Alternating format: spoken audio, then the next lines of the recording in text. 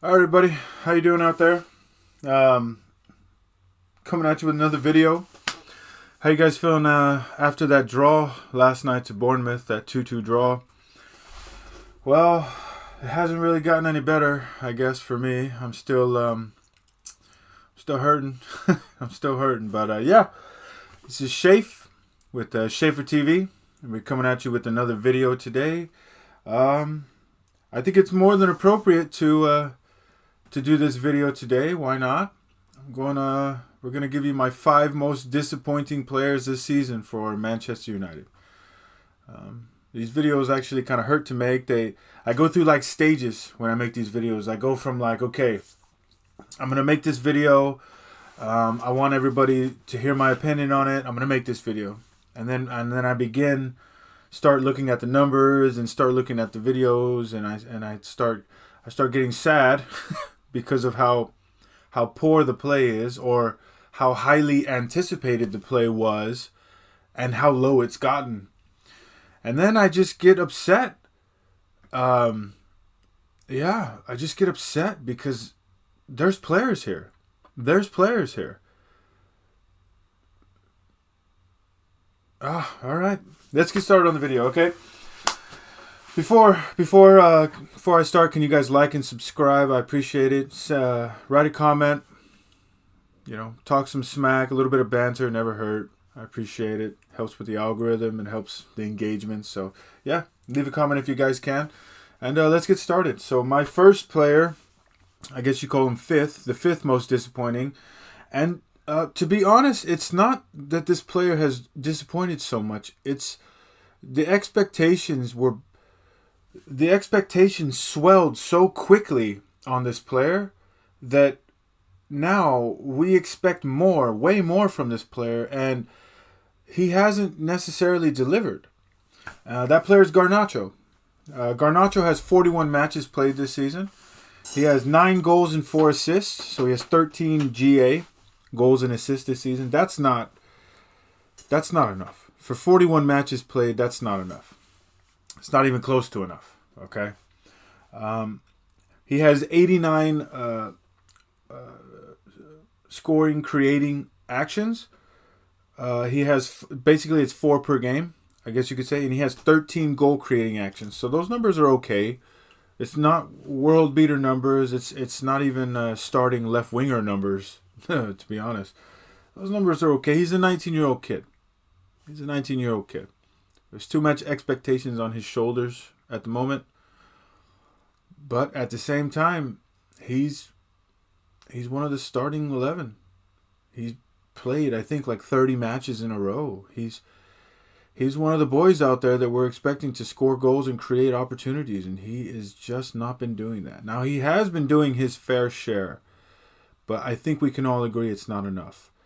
For every single time that he looks like he's done something great or he's done something good, there's 3 or 4 times where he's either lost the ball, taken an unwarranted shot, made a bad pass. So he's doing a good job carrying the ball up the wings. He runs back to help defend, and for the minutes he's played, it's not turning into production. For all the minutes in the matches that he's played, the production is not there yet. Now, maybe it will be in another year or so. Who knows? But it isn't there right now. So it's a little bit of tough luck to call him one of the most disappointing. But it is what it is, man. He is. He's one of the most disappointing players. The pedestal was lifted real high for him after the way he started with us this season. And he just hasn't lived up to it yet. My fourth player, he's in the same boat. A little bit different circumstances, though. The pedestal was on the floor. The pedestal was on the floor for him because he hadn't done nothing the whole year. And then all of the sudden, for 7, 8 games in a row, he just scored every single match. He scored every single match. I think it was 7 games in a row, 6 games in a row. And we all jumped out of our seats with excitement. We got ourselves a striker. We got ourselves a man. And here we are again. He's not doing nothing. He's not holding up play. He's not linking up with the wingers or the midfield. He's not getting on the end of anything. He's pretty atrocious in the air. I think you guys all know I'm talking about Højlund. Højlund has 34 matches played this season, 13 goals and 2 assists. Yeah, not fantastic numbers. He's got 13 big chances missed this season. Now that's a big number. That's for the chances that he doesn't get a lot of chances in the first place. So the fact that he's missed 13 is pretty it's pretty bad. It's pretty bad. He's got at least a third of those he's got to put away. He's got to put away at least 3 or 4 of those 13. There's no chance you need it. You can't be missing 13 chances. We don't need a Darwin Núñez on our team, all right? So he's got a 27% win percentage on aerial duels. That's not nearly enough for a starting striker in the Premier League. Not nearly enough. I know he's young. It's his first year in the Prem. I know that. I know all these things, but it's not good enough. He has not been good enough. I'm a big supporter of this kid. He's a big kid. He's strong. He has a big frame. He's just not using it, or he doesn't know how to use it, I guess. Somebody needs to show him how to use that frame of his. He's got great pace. He also does not really use his pace so well. That was one of the things at Atalanta that he used quite a bit. Most of the time he was using his pace to get free. He's not doing that for United. He's, like I said earlier, he's not very good with his head. I think that his football IQ needs a lot of work, and it's hard to work with that. That's something that you can build, but it takes a long time, and he's already 2021. It's kind of difficult to build your IQ, all right, especially in football times. He's timid. He went through that 6-7 game period where he looked like every single time he touched the ball was going in the net.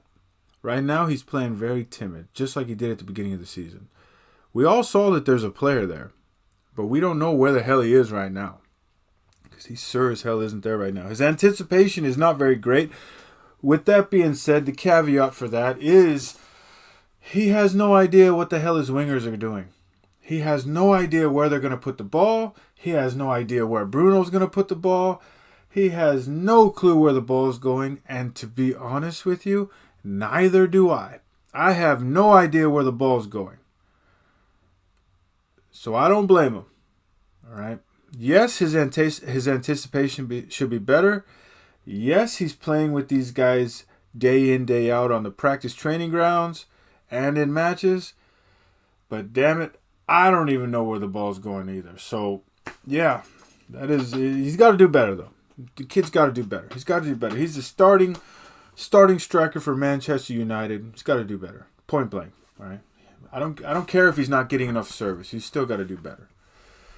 Number 3, and this is actually one of the players that he's not a favorite player of mine, but he's a player that I've enjoyed watching throughout the years, and he's just. I hope that it's just a bad season. That's what I hope. I hope this isn't a recurring event for the next couple of years to come. I hope that this is just a bad season. But I'm talking about Casemiro. He has missed some time this year due to injuries. He has had a little bit of injuries here and there. However, this season he has been bad. He has been bad, okay? 24 matches played. He has 5 goals, 3 assists.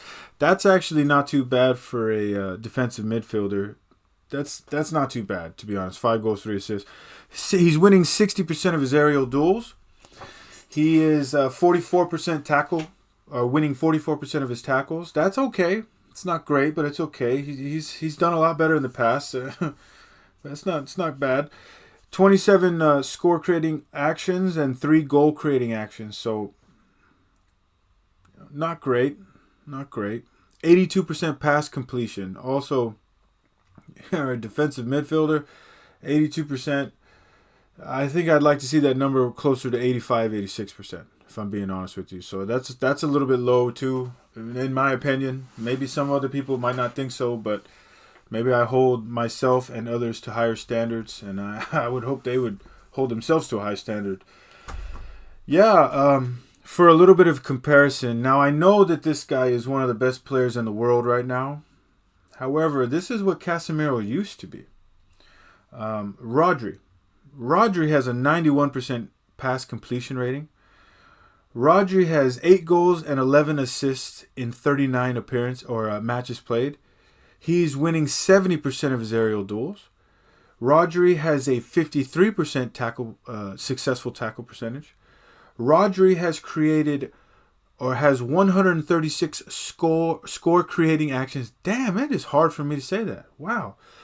136 score creating actions, and he has 21 goal creating actions. 5 score creating actions per game. That's fantastic for a defensive midfielder. So, as you can see, Casemiro is not up to par with average, and he is definitely not in that elite spectrum right now, where he used to be. So, he needs to get there. Point blank period, needs to get there. He has seemed to lost some of his pace. That's just the way it is. We can all see it. He's constantly going to ground when he doesn't need to. He needs to just stay on his feet and play defense and play the position. He needs to stop sliding in all the time. He's creating a lot of problems in our midfield by doing that. We do not have the defensive players to be able to make up for him diving into every single opportunity he can. We just don't. All right. He's getting panicked on the ball a lot easier, and that's leading to bad passes. I mean, everyone can see that. That's no news. He's being left alone in the midfield almost half the match, every match, and that's leading to him trying to do things that he normally wouldn't do. All right, so a part of it is him, and a part of it is the tactics. So that's on Erik ten Hag, and he needs to get the hell out of there. But whatever. He's just not being utilized properly. And to be honest with you, with the wages that he has, we seriously need to start questioning what does he have left to offer, to be honest with you guys. Next player I got on this list might shock some people, and I don't really care if it does. Bruno. Bruno has 41 matches played, 10 goals, 9 assists. Okay numbers, not great. He has 176 score-creating actions, which is fantastic. It tops the league. 5.9 per game to be precise. Again, top of the league. 16 goal-creating actions, which is basically half 0.5 per game. That's pretty good, to be honest with you. 72.5% pass completion rating. For a midfielder, not great. For an attacking midfielder, still not great. Needs to work on that. He's got 2 penalty goals this year. All right. Probably needs to be getting more PKs, but, you know. He's, like I said, he's got the most score-creating actions in the league. However, he only has the 9th most goal-creating actions. So you can see the discrepancy there. It's kind of weird. He's creating opportunities, but are they really good opportunities? Because this number would suggest otherwise.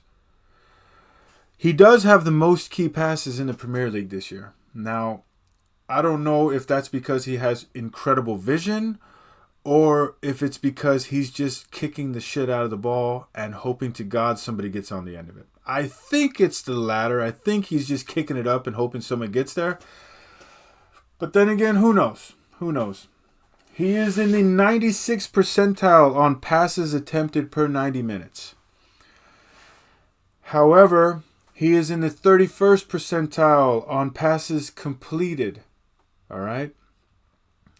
Incredibly ridiculous discrepancy there. He is in the 21st percentile of progressive carries, and he's in the 98th percentile of progressive passes. So for what he lacks on his dribbling and carrying skills, he more than makes up for it with his passing ability. However, as I noted earlier, the passes that he makes, I don't know if it's him being brilliant or if it's him being stupid and just kicking the ball up there. I don't know. Sometimes I think it's both. I don't know, though. One of the most alarming stats that I can give you, Bruno is technically a midfielder, but he plays an attacking midfielder for United. When we're on defense, he drops in. However, he has the most shots of any midfielder in the Premier League. He has the most shots on United. He has 84 shots in league. That's alarming because we have wingers and a striker who are supposed to be our main attacking threats. So the fact that Bruno is leading the team and the whole league as a midfielder in shots taken is kind of alarming. So we probably need to fix that. All right. For my last player, last and first, I guess you could say, this should come as a shock to nobody. It's Marcus Rashford. Marcus Rashford has been terrible. Terrible. He's been so bad that I'm willing to sell him for 35, 40 million and get his ass out of there. 300,000 bags a week. And do you want to know what we get for that? We get 38 matches played. We get 8 goals and 5 assists. That's what we get for 300,000 bags a week. We get a 37% win percentage on aerial duels. For a pretty tall winger, that's not good. 2 penalty kicks this year that he scored. Fantastic, I guess, that he scored them. But yeah, 2 PKs. He has 82 score-creating actions, which is 3.4 per game. Not enough for 300,000 bags a week. 10 goal-creating actions. Not enough for your number one, your star player. 58 shots in league this season, 19 shots on target. That is a 33% shot on target rate. That is not good. It is his lowest since he was 19 years old. So obviously not very good. He is not in the top percentile in any statistic this season. He's not in the top 20 percentile in any statistic. None. None whatsoever. 300,000 pounds a week for that. He is an on and off player. He does not run. He does not run for the team. He does not run for the coach. He doesn't even run for himself at this point. All right. He seems to have lost the love of the game. Now that might sound a little bit harsh, but that's my opinion, and that's what I see when I watch him play. He's got no passion for the game. He's creating next to nothing for his teammates, and he's creating virtually nothing for himself. Once again, 300,000 pounds a week. He's having an atrocious season. He needs to be sold. He needs to be sold now. He needs to be sold now. He needs to be sold now. He needs a fresh start. That is fine. He's given his time for United. That's fine. Get him out of here. Get him out of here. Get the wages out of here. Get the manager out of here. That's another thing. Ten Hag has displayed some ridiculous favoritism toward Rashford. Ridiculous favoritism toward him. Oh, Rashford, he misses one game because he was out drinking in Belfast and lies about being sick. Just atrocious behavior. Atrocious behavior. I think we all remember what happened to Ronaldo when he went against the grain. Everybody said, all right, get him out of here. Get him out of here. Get him out of here. He needs to go. Man, Rashford needs to go. Rashford's got to go. That's my top 5 players who most disappointing players this season for United. I hope you don't like my list, to be honest with you. I hope these players do better. I know they're not, but I hope they will. All right. If you don't like my list, you know what? Make your own list. That's what I got for you today. Thank you for tuning in. Thank you for watching. I appreciate it. Hit the like and subscribe button. Share this with any of your friends and your family if you could. Really appreciate it. Thanks for watching Schaefer TV. You guys have a great day, man.